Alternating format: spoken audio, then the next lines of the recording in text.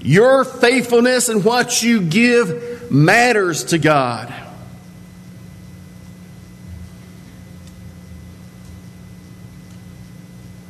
Your faithfulness in what you give matters to God. A small church in Virginia needed to have a new roof in the worst of ways. But there was no money in their account. Most of the congregation was very poor except for the local banker. He was a very ordinary old cuss. Ornery old cuss. And he would be the first in the church. So he would always sit back in the back of the church, so he would be the first one out the door. That way he could always get up and leave during prayer right before the offering was offered.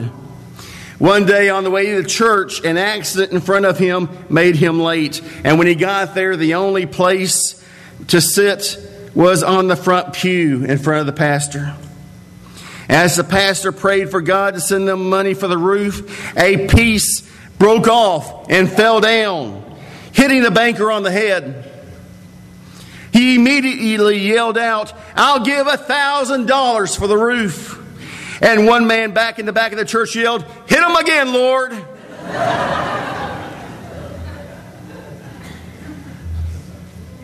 What you give matters to God.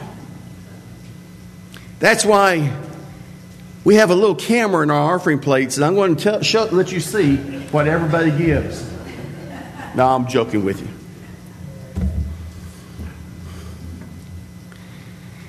It's a matter of your spirit. It's a matter of your spirit.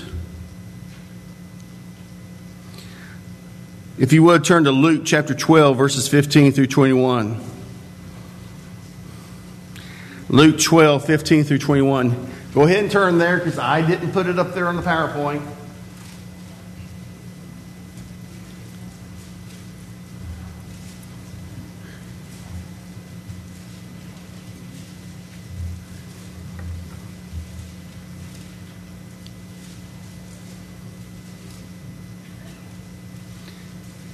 We need to keep in mind that what we give to God is our act of love to God.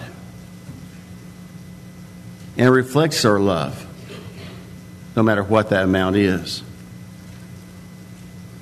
It's a matter of your spirit.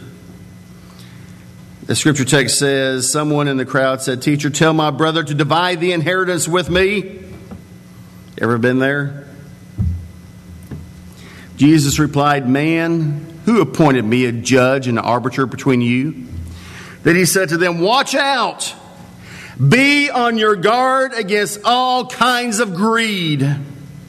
A man's life does not consist in the abundance of his possessions." And he told them this parable. The ground of a certain rich man produced a good crop. He thought to himself, "What shall I do?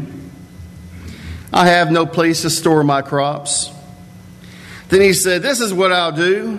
I will tear down my barns and I will build bigger ones. And then I will store all my grain and my goods. And I will say to myself, you have plenty of good things laid up for many years.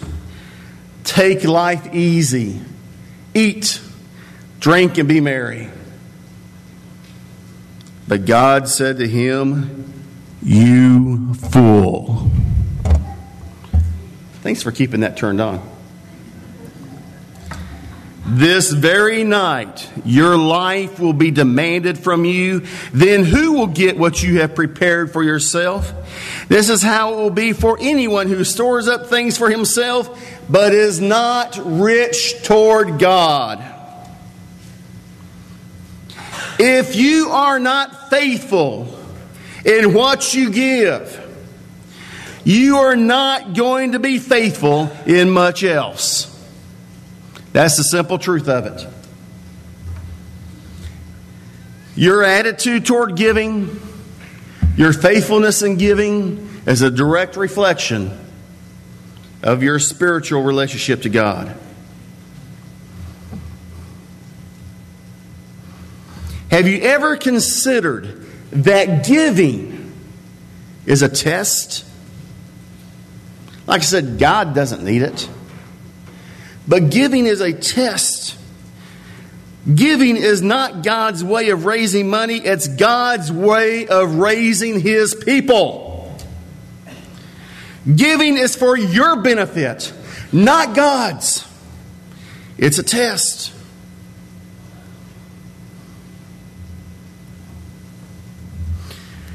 Also, keep in mind that God keeps track of what you give. Now, don't panic. We don't. There's one person in this church who knows what you give. At least it's supposed to be that way. I'm sure it is.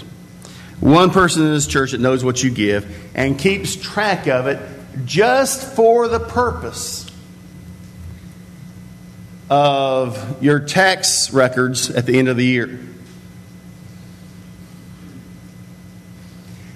Nobody knows, and nobody's going to bill you, as some churches have done in the past, some denominations, for what you should give. Nobody's going to garnish your wages for what you should give. Only you and God know what you give. But while we have one person in this church that keeps track of it and keeps it to themselves, God always keeps track. He keeps track of what's in the offering plate, what you put in the offering plate, and He keeps track of what is going on right here.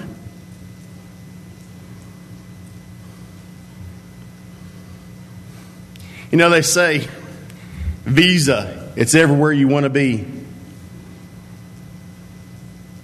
except out of debt.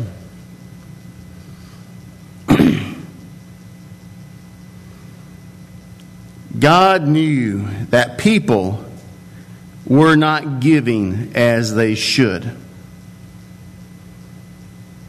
The priests of the temple were not submitting a bill to God saying, "Oh Lord, Brother Jeremiah Hizinki has not been giving as he should. You need to address this." God knew what the people were giving, and He says, "I'm being robbed." God knew what the people were giving, and He was so disappointed that they weren't giving as they should, that He says, "Listen, just trust me in this. Just test me. See if I won't open up the floodgates of blessing upon you. Just trust me." He knew that Cain's offering wasn't right. Whatever was behind that, whether it was his attitude or what he gave. He knew that when Ananias and Sapphira came up to him and said, "Hey, we sold all this land and we're giving it all to you," he said, "Oh, there's something not right here. And it's important for my people to learn how important this is." And he struck them down. He knew Ananias and Sapphira were holding back. He knows what you are giving, what you should be giving, and what you could be giving. Something else I want you to know this morning is that blessing you matters to God. Blessing you matters to God. We read in that scripture there at the beginning, and we see the earnestness within it. So earnest he is when he says, "Test me in this and see if I won't throw the floodgates of heaven open for you and pour out so much blessing